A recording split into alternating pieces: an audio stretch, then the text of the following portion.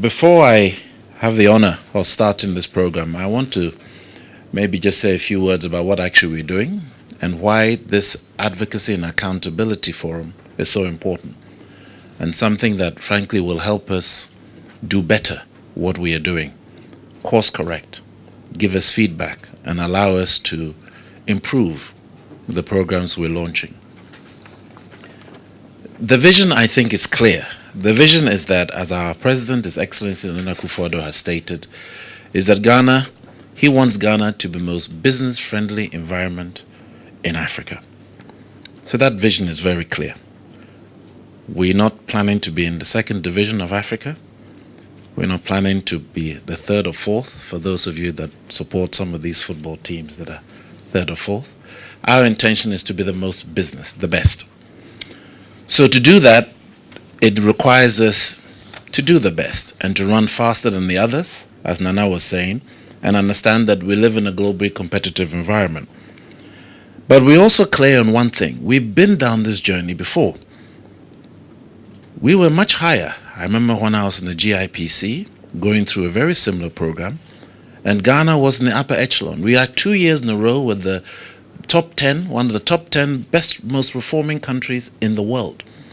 And we slipped. So that tells us that it's not a question of whether or not we can't go through the reform, but something happens when we do it. We seem to slip back again, for whatever reason. So it means we have to take a little time to understand, do we have the building blocks? Have we put in place the building blocks to ensure once we make change, the change remains?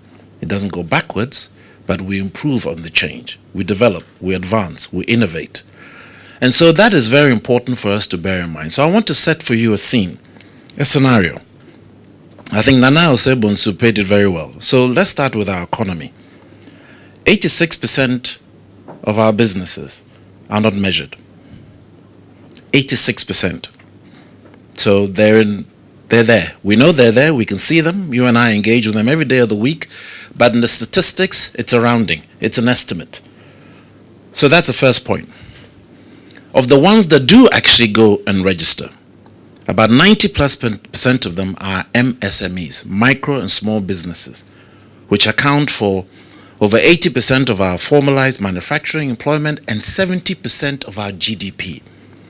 Now, if I was in any business, if I look at the multimedia group, if you are not measuring and managing 70% of your revenue or your partners very well, you cannot manage your business.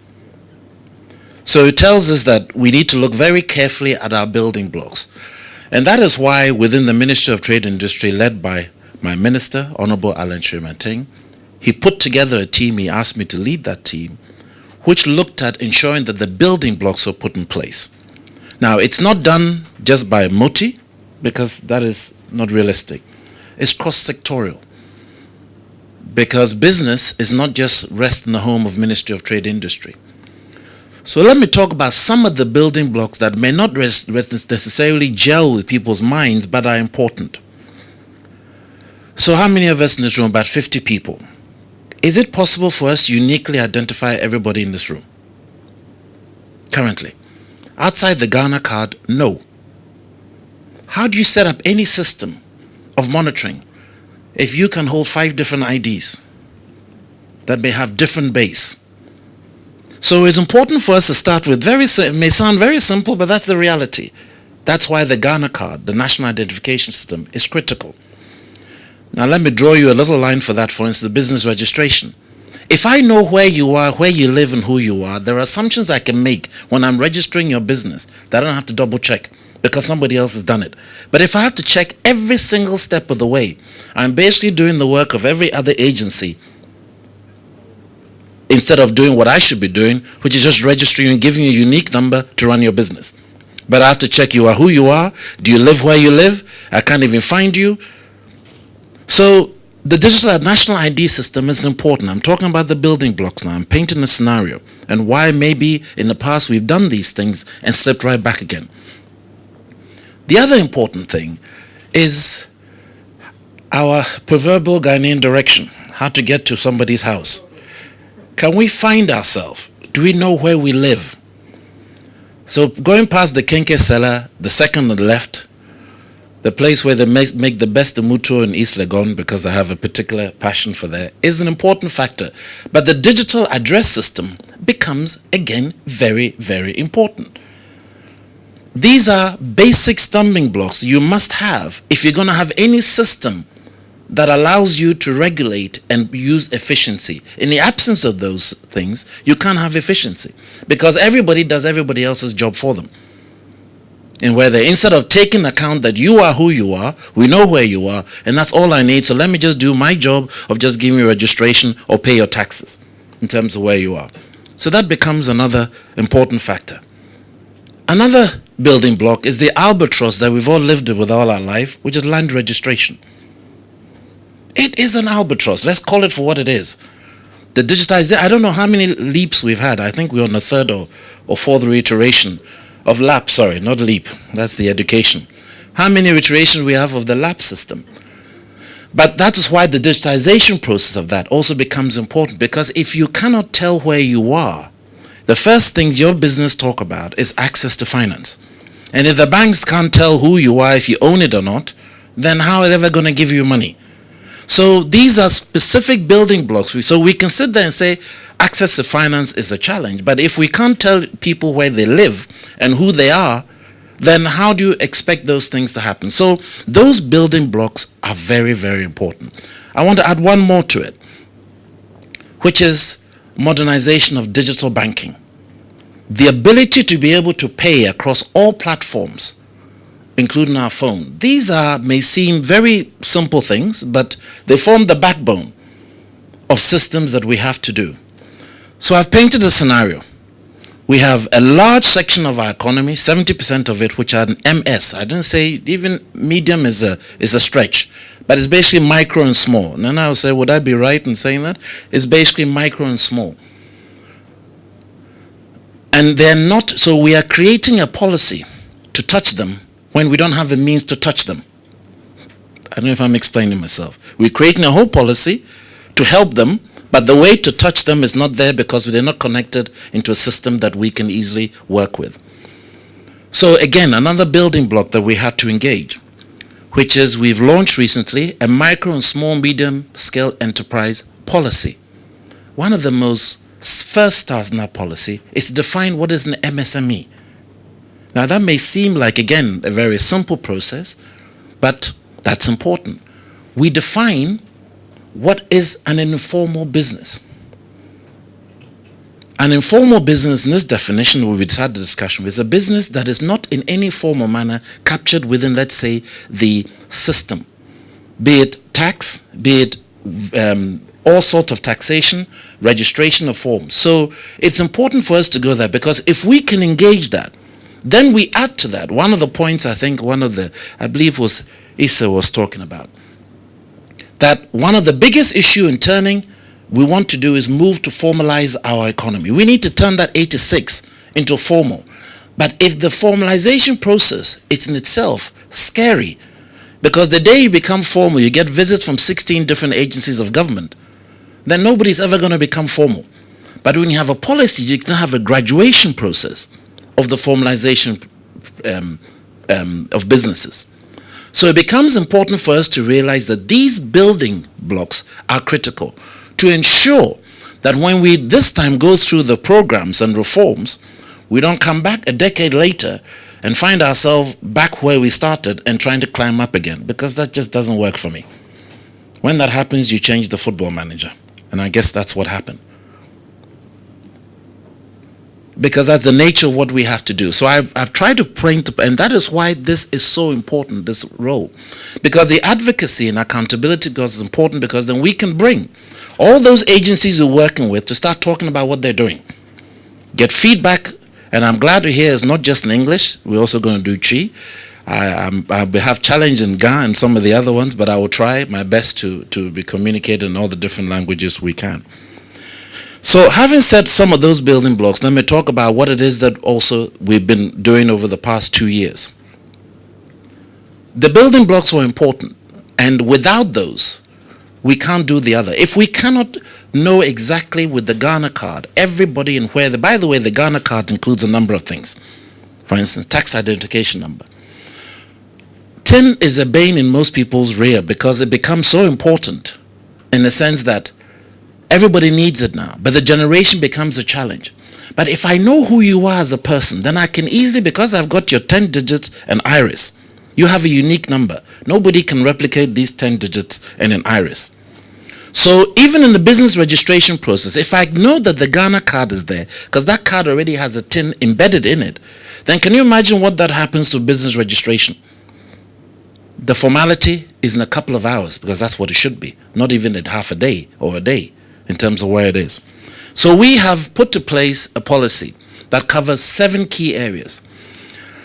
And it's 7 because no one is going to address the issues. The world is not that simple. No one particular survey is going to capture in it everything that reports or that is important for our country. So first thing we are doing, the first bucket of that reform looks at ensuring that in the various different rankings, depending what we want to do, we are represented appropriately. So the World Bank doing business is one of them, but it's not the only one. There's a Global Competitiveness Index we're very interested in. We have West African Competitive Index we're very interested in. We're interested in how much FDI comes into the country. As you were so happy to hear, I'm sure that last year we were the largest FDI in West Africa. I repeat, in West Africa. I will leave it there.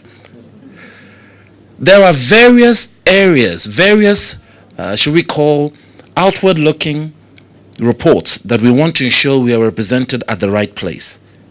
World Bank is one of them because it's limited in terms of what it measures. And we will work on that. But there are others, and that's one of 7. And that means we have to do various things. So we set up 12 subcommittees made up of an average of 15 to 20 different agencies of government looking at things like business registration.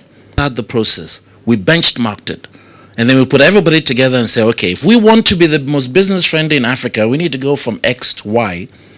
And it's not a question of if we are going, the question is how do we get there? And ensuring certain things are done. But that's, again, is a journey what we engaged in. And that journey, I think, as very well explained Banana Frimpoma, is a journey we have to go, and it comes, and I see that as one of the key opportunities on this accountability and advocacy, to bring some of the agencies here and let us talk about one of each of these to see what is happening, how can we improve it, feedback, and so forth in terms of where it is. But that's one of them. The second one, I'll just go through a couple of them for today, not all of them.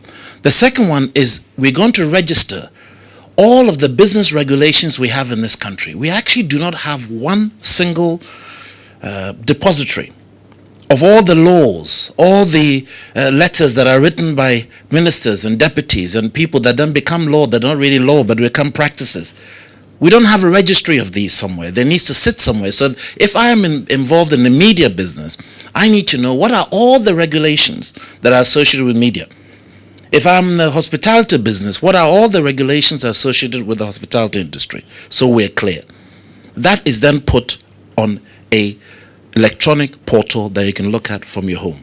Again, this is not rocket science. This is done in Europe. Many European EU does it.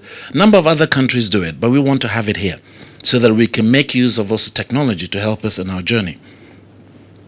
One of the other areas I want to talk about, which goes back to the journey I mentioned where we were here 10 years ago saying one thing, today with something different.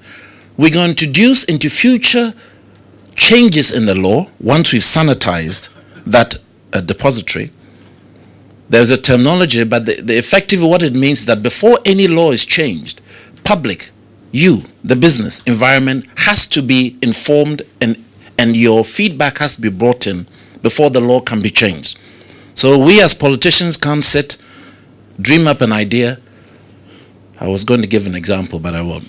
Dream up an idea and just suddenly put it out there, and then you find out 3 months later that currency is devaluated by 40%. Those things are not going to happen. Because the nature of these is that it's effectively a means of ensuring that there is correspondence, there is discussions, there is feedback with those that are going to affect to ensure they can engage. That's an important factor. I just want to mention 2 other areas. One of the other areas we think is also very important is to ensure that you that we are voted as in to do the work for you, serve you, have the ability to initiate things for us to do. In a sense that you can initiate areas, I know in the UK, for instance, if you get something like 50,000 votes or I think 70,000 votes, it has to be debated in Parliament. These are important. You have to have the ability to originate, be it individually or as a group, to bring back to the center, to the government to engage. Another very important aspect is what we call the public-private dialogue. Now, this is important, and this is a very good example of that. It is not just we talk to each other once every 4 years when we go into election, but it's important that once we set out what it is we want to do as a government, we have the ability to formally follow that. So it starts with a presidential summit, sectoral based. We'll get feedback, we'll set the policies, all those things we've talked about, the 1D, 1Fs, all the rest of it, we'll put in front of the private sector, all the agencies of government, free HSS, you name it what it is, we'll talk together and understand from a business perspective some KPIs, key performance indicators, both from you, the private sector, and us, government, so that as we go along this journey, we're going together. And that becomes an important addition to what we need to do. I was interested to hear about some of the linkages on the 4 that was chosen: commercial courts, customs, tax administration, business registration. I want to give you a very small but very practical example. There is a company here that has invested over $80 million in this country. They're looking for another 300 acres to invest another $140 million. The 300 acres, which is next to where they are, suddenly they realize a group has come to say the land belongs to them. Now, this is a reality. I use this as an example because this is something we're dealing with right now as we speak. But this is a reality of what we engage with. But it also sends a message, and I think that's where I would like to end my discussions on. Because though we see some of those indicators showing that we are not where we want to be, we should also not underestimate what we have achieved. I think one of the most exciting prospects as I sit here and I look at, for instance, Nanose, Bunsu and PEF. Yesterday, we all read this morning, we had a visit from Renault. Renault head came to see His Excellency the President. They are looking at putting a plant here, assembly plant. That means we could be 5, 6, 7 automobile assembly plants in Ghana. Now that to me says one thing: business opportunities. Why? Because we know 70 to 80% of all the inputs that goes into Volkswagen, Nissan, Sinotruk and Renault is not made by Renault or Nissan or Sinotruk. It's made by SME businesses. So it tells me that the Ghanaian business men and women should be sitting up saying, hold on a minute, there's opportunities coming down the road. What can we do? What should we be talking to our government about? And I know this is something that PEF is very keen on, to engage. So while we may 114 the Global World Bank doing business, it's not the only measurement. The measurement is hard cash. That is why FDI last year we were the biggest. We need to balance out. We need to make sure we compare apples with apples. Make sure that when we do, and that is why we have 7 different multi-sectorial approach to this thing. No one jacket fits every one of us. Just not possible. So it's important as we're going through these advocacy and accountability, we realize that there is no such thing as a one fix. If our interest is in the integrated aluminium industry, it requires a different international, commercial-based regulatory environment than if I want to go and do garments and textiles, because that's a distinct industry. Now, those two happen to be industries we want to focus on. So, as we look forward as a country to make changes to where we want to be, it has to be based on where we want to go, not a ubiquitous blanket across the board. It's just not possible. So I may be the best, but I'd rather be the worst if I can attract all these companies to come and put all the businesses I want in this country and ensure that my SMEs are part of that value chain, because that's what makes a real difference for us. So it's important for us to remember that though we have challenges in going through, I would rather be in the position we are today, where we have these businesses coming and we have an opportunity to put our home in order, our businesses support them so that they can take center stage as we build the pie, as to grow the pie, because that is the bottom line what we're trying to do. Yes. Profits and progress. Interesting. So the names of the programming on the advocacy and accountability programming on radio and TV will be Profits and Progress for the English platforms. That's Joy News and Joy FM. And on the Adom platforms, it will be Ejuma Homfaso Nimpuntu. The essence is what the reforms are all about. That not only does business profit through the reforms, but that the nation profits as well. And we all make progress in the profit because revenue will be assured, infrastructure will be improved, everybody will live a happy life after that. So that's our hope, and that's what went into the design and the choice of the names. Thank you.